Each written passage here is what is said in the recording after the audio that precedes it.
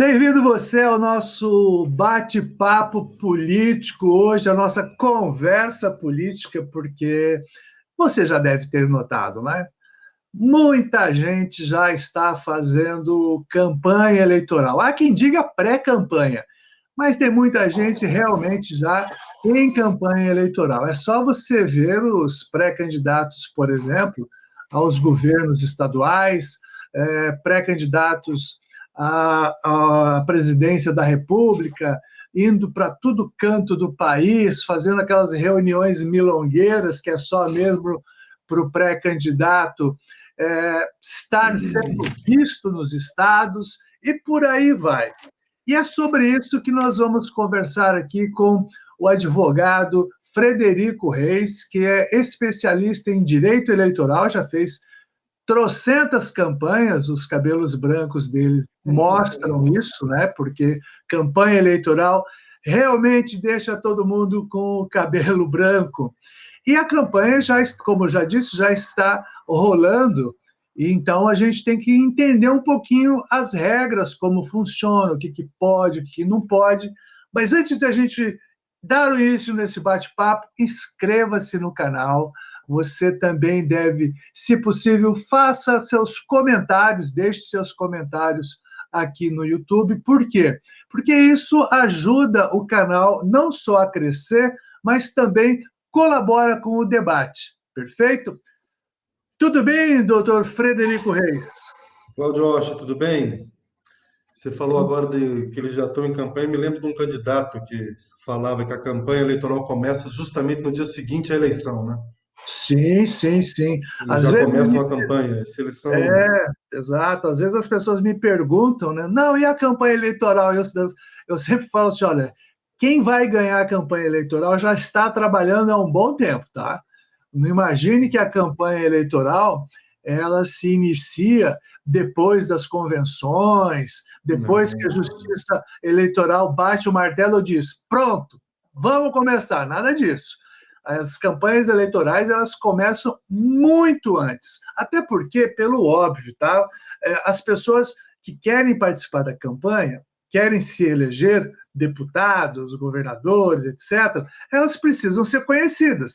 E o prazo oficial da campanha, né, ele é muito curto. É impossível você ser conhecido. Vamos supor que você queira sair candidato a deputado federal.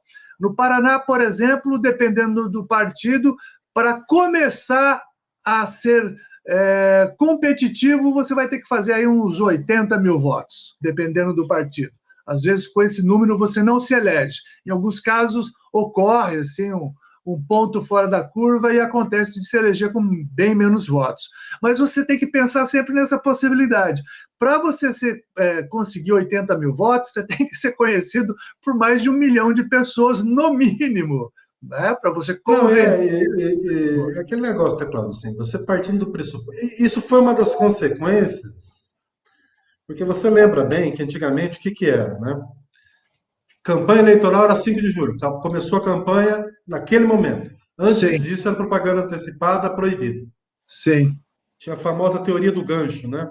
Se você conseguisse alguma manifestação anterior a isso, vincular a campanha eleitoral, você fez campanha antecipada e já passivo de multa. Hum. Ocorre que a Justiça Eleitoral ela deu ênfase, prestígio a dois princípios que dão sustentação ao processo eleitoral, que é o direito à liberdade de manifestação e o direito à informação, que é um princípio muito importante na justiça eleitoral. Hum. O eleitor tem direito a ser informado quem serão os candidatos, quais serão as propostas, o que que esses candidatos trazem de proposta mesmo, Sim, para que eles possam fazer uma escolha coerente. Com tudo isso, o que que eles fizeram? Eles anteciparam aquela relação dialógica entre candidatos e eleitor com a pré-campanha. sim, A pré-campanha surgiu no momento onde eles diminuíram o espaço de campanha eleitoral, o que favoreceu muito quem já é candidato, que ele fique em evidência Agora com rede social, então, ele fica em evidência a todo momento, né? Sim, Tem candidatos assim que eles têm uma rede social brilhante. Então, eles sim, conseguem se manter em evidência a todo momento. Com essa diminuição do tempo eleitoral, do tempo da campanha, eles fizeram esta. Eles criaram a pré-campanha, que seria um período onde você pode se mostrar, sim, desde que respeitado alguns requisitos, justamente para tentar um equilíbrio àqueles que já são candidatos e àqueles que querem ser candidatos. Porque o que você falou, para uma pessoa que está entrando agora, ser candidata a deputado federal, deputado estadual, haja voto, haja sim. conhecimento dele que precisa ser demonstrado. Foi aí que surgiu a figura da pré-campanha.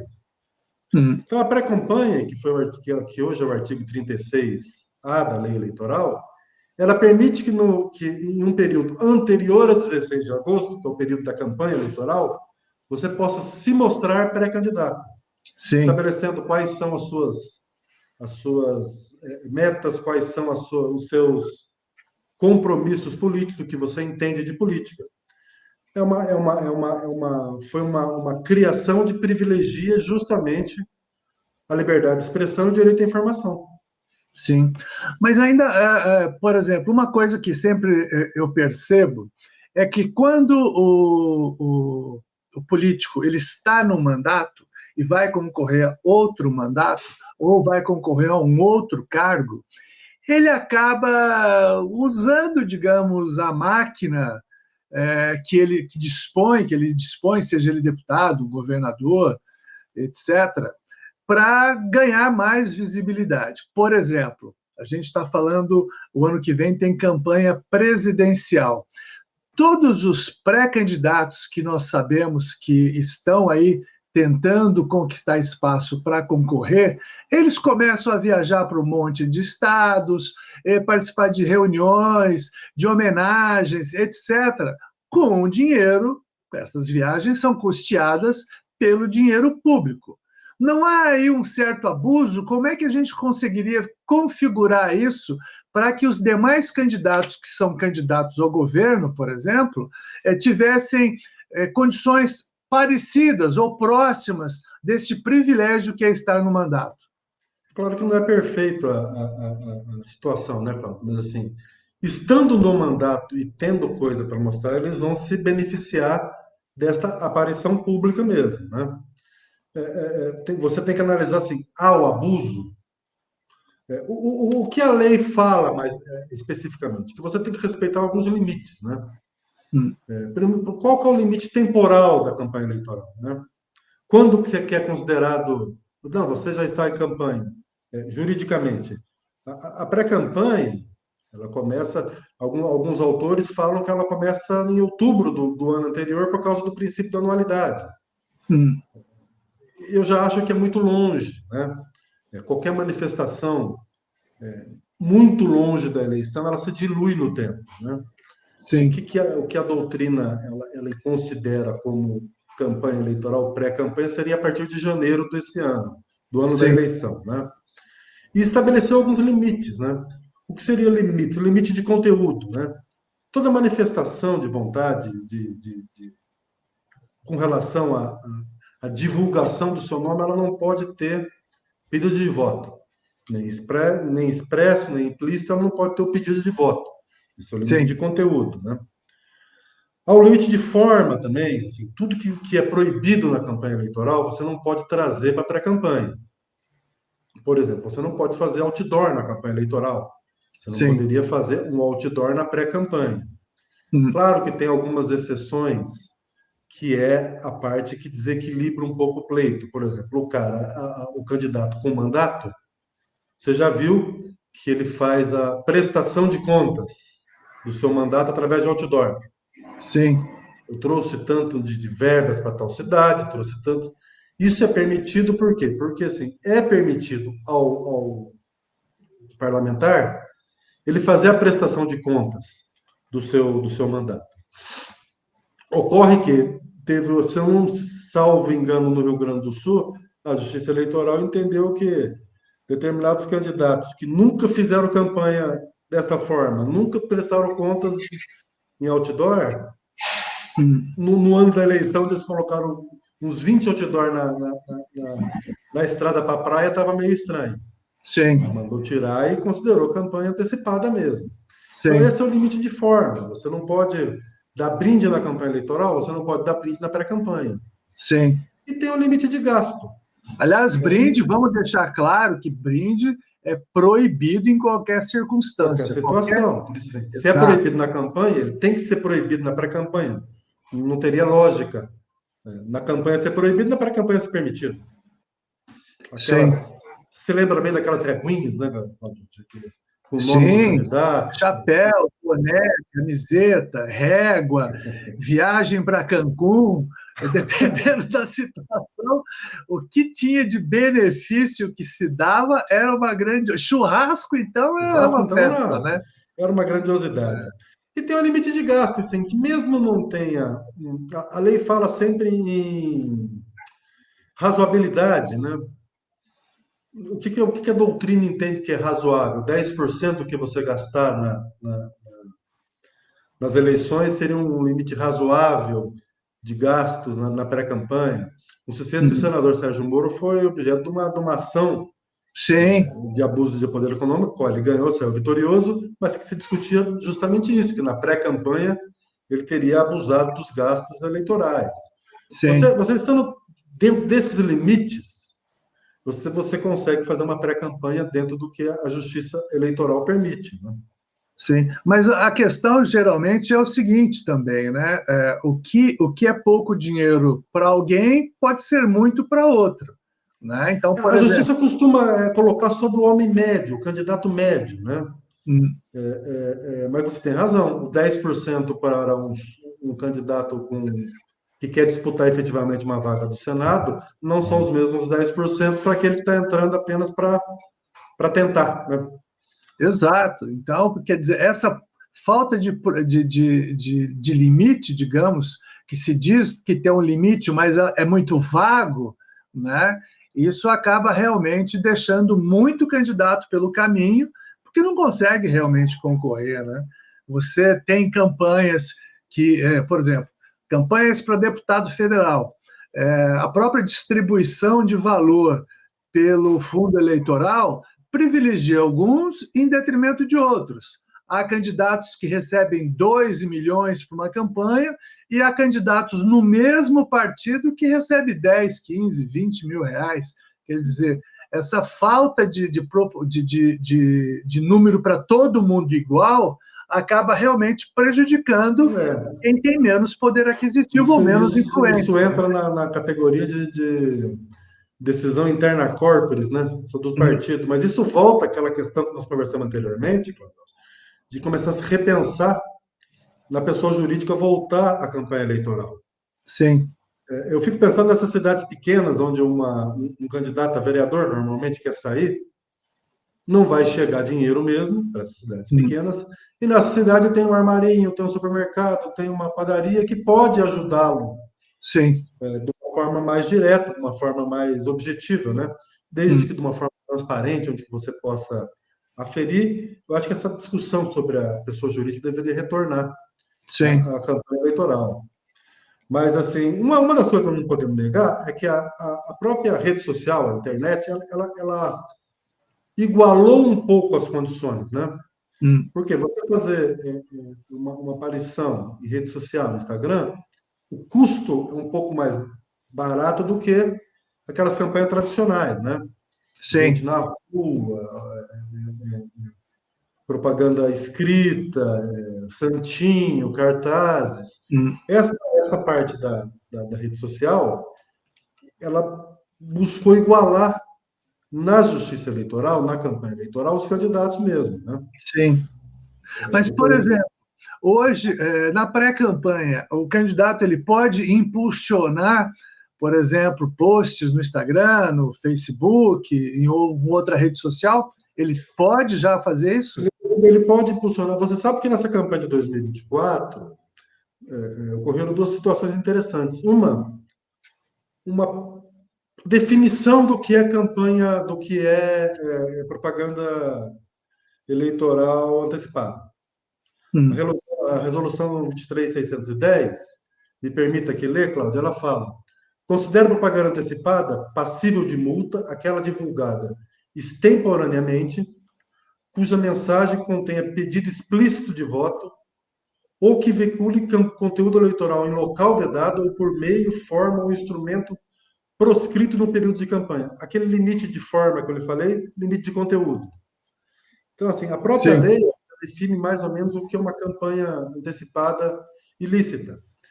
Nessa mesma resolução, ela fala: o impulsionamento de conteúdo político eleitoral, nos termos como permitido na campanha, também será permitido na pré-campanha, desde que não haja pedido explícito de voto e que seja respeitado a moderação de gastos. Aquilo que a Uhum. gente falou. É um conceito indeterminado, Sim, gastos moderados, mas que, em princípio, é permitido um impulsionamento. certo. Outra coisa, por exemplo, o que eu tenho notado, vamos pegar o caso do Paraná, né? É, alguns partidos estão liberando seus políticos para ingressarem em outras legendas. Até um tempo atrás, cada vez que havia essa mudança, sem estar dentro do período que eles chamam de janela partidária, o candidato, né, aliás, o político, ele podia inclusive perder o mandato, porque teoricamente o mandato não é dele, e sim do partido. Hoje, se tiver um acordo dentro do partido, ele pode deixar o partido para uma outra sigla. Ou tem algum impedimento jurídico nisso? O mandato é do partido. Isso é teórica e praticamente é do partido. O que aconteceu é que eles alteraram aquelas possibilidades de justa causa para você sair do partido. Uma das coisas que se alterou, antigamente você se lembra que a formação de um partido novo era justa causa para o candidato sair. Hoje Sim, não é mais. Então, nós falamos que surgiu o Missão, né?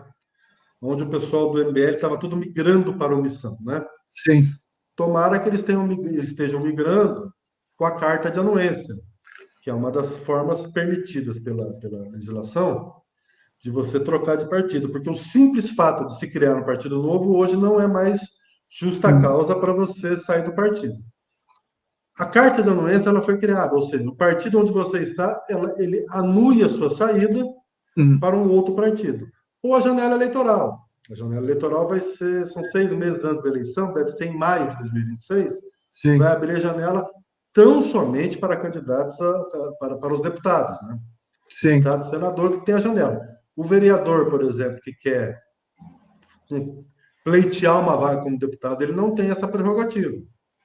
sim, Ele precisa da carta de anuência para tentar sair do partido, ou se o partido que ele esteja tenha mudado drasticamente o conteúdo programático, que não me parece ser de fácil comprovação, né? sim, Mas hoje em dia, assim, o mais provável é a carta de anuência. Você entra sim. num acordo com a direção do partido que de te permitir te anuir a saída para um outro partido. Mas, por exemplo, o suplente desse parlamentar, ele não pode requerer a vaga, já que é um direito dele, né, também. Como é que funciona isso? Veja bem, assim, a pretensão do suplente é dele, ele pode fazer a pretensão, mas se a pessoa sai com a carta de anuência, ou seja, ela sai de acordo com os ditames legais. Não me Uhum. parece que nem suplente nem Ministério Público tem alguma condição de questionar isso, desde que a saída seja feita ou pela carta de anuência ou pela janela partidária. A questão daquela alteração programática do partido é um pouco mais difícil de se provar, né? Sim. Outra coisa que, desculpa, outra Não, coisa é que que, eu falo de difícil de se provar ou de acontecer, porque às vezes até há a mudança programática, mas a pessoa ela continua no partido, pressupõe então que você se adaptou àquelas mudanças, né? Não seria uma mudança apta a você sair do partido, uma justa causa para você sair do partido. certo. E com relação às regras de desincompatibilização, está sempre mudando. Houve época em que cada profissional, por exemplo, que estava no serviço público, se era bombeiro era um prazo, se era polícia era outro prazo, se ele era servidor administrativo era outro prazo. Como é que ficou isso agora? Nessa última alteração eleitoral, mudou-se, estabeleceu-se um prazo fixo, né, de 6 meses para militares, para o Ministério Público que ia sair, tudo isso, e 3 meses para o servidor público. Sim. Então, é uma das tendências que aconteceu de tentar colocar as coisas um pouco mais objetivas para todo mundo. Porque antigamente era cada função, cada cargo era um prazo diferente para você sair, né? Havia também a questão dos comunicadores, né? Apresentadores de televisão, apresentadores de emissora de rádio. Eles entram também nos 3 meses? Para eles não alterou, né? São 3 meses para descompatibilização para os servidores públicos, 6 meses para membros do Ministério Público, Defensoria e autoridades policiais, né? Eles têm uma característica, eles têm que sair, inclusive, do programa. Isso, eles não podem mais aparecer no vídeo ou falar... Isso aí não se alterou. Perfeito. Outra coisa que deve, assim, provocar muita polêmica na próxima eleição, já nessa última já teve muita coisa, é a questão da inteligência artificial, que está cada vez mais próxima da realidade. Hoje em dia, alguns vídeos, por exemplo, é muito difícil para uma pessoa comum identificar se é inteligência artificial ou se não é. Como controlar isso? Na eleição passada, Cláudio, você tinha a obrigação de falar o que era de inteligência artificial, né? Eu estou aguardando a resolução do TSE, porque o que você falou é verdade. Em 2024, a inteligência artificial utilizada não é a mesma que vai ser em 2026, né? Hoje em dia é quase perfeita a inteligência artificial, né? O que não era há 2 anos atrás. Ela se aperfeiçoa a cada momento, a Justiça Eleitoral tem que correr atrás a cada momento dessa situação. As resoluções que vão sair agora no ano que vem, ela deve tratar sobre isso. Me parece assim que claro que você tem que informar o que é inteligência artificial, né? Mas quem controla isso, né? Sim. Normalmente o próprio processo eleitoral ele se controla, os adversários, os outros candidatos, a própria Justiça Eleitoral, mas dependendo da perfeição da situação, você precisa ter mecanismos de controle maiores, o que a Justiça Eleitoral deve fazer agora com a resolução vindoura, né, da resolução do ano que vem. Inclusive, tem uma situação que deve ser objeto também de resolução, que seria aquele requerimento de declaração de elegibilidade, que nós já falamos sobre isso, que foi uma das alterações que teve, né? O candidato ao partido político ele pode ingressar na Justiça Eleitoral para saber se ele está apto a concorrer, se ele está elegível. Só que isso é uma condição interessante, porque não existia essa ação, esse pedido declaratório à Justiça Eleitoral anteriormente. Cada eleição tinha a sua própria verdade. Se você, por exemplo, já é candidato a vereador, já é vereador, já é deputado, você tem que provar que você é alfabetizado. Sim. Na próxima eleição. Não há um trânsito em julgado dessas características, né? Só que agora, com esse requerimento, isso pode ser uma ferramenta muito importante para o equilíbrio e para até o partido se organizar para as eleições. Mas qual que é o questionamento? É só o candidato interessado que pode fazer? É só o partido interessado? O Ministério Público não teria legitimidade também para fazer isso, para evitar que pessoas que não tenham condições alguma de elegibilidade entrem na disputa eleitoral? Sim. Então, isso também, além da inteligência artificial, vai ter que ser disposto em resolução do TSE. Entendi. Porque ocorre muito, praticamente todas as últimas eleições, a gente percebe candidatos fazem o registro da candidatura, através, às vezes, de uma liminar e tal. Isso só vai se discutir muitas vezes após a eleição. Aí há uma reviravolta, perde-se o mandato, muda a configuração dos eleitos, das pessoas eleitas, porque anula voto, deixa de anular voto, manda para o partido. É uma confusão. Essa anuência prévia, ela pode resolver um pouco isso, não? Esse requerimento de declaração, Cláudio, eu sou um Sim, daquelas pessoas que entende que o registro de candidatura ele deveria ser antecipado. eu também. Sim, assim, para todas essas discussões acontecerem, ou tentarem resolver todas essas discussões, antes do começo do processo eleitoral. Hum, Agora, esse requerimento de declaração de elegibilidade, dependendo de como ele for tratado pelas resoluções do TSE, eu acho que ele vai ser um instrumento muito eficaz, ou pelo menos para tentar diminuir essa insegurança jurídica. Hoje em dia, pelo que está colocado, o candidato e o partido político, a qualquer tempo, ele pode fazer esse pedido junto à Justiça Eleitoral. Mas me parece que o Ministério Público também deve ter esse poder. O Ministério Público é o fiscal da lei. E o sim, Ministério Público ele deve ter esse poder justamente para que acabe um pouco da insegurança jurídica que todas as eleições nós temos. Você acabou de dizer. Após o período eleitoral, após a urna dar o recado, acontece 3, 4 alterações. Por quê? Porque a pessoa que teve um registro autorizado em primeira instância, em segunda instância mudou, que a liminar caiu, ele mudou.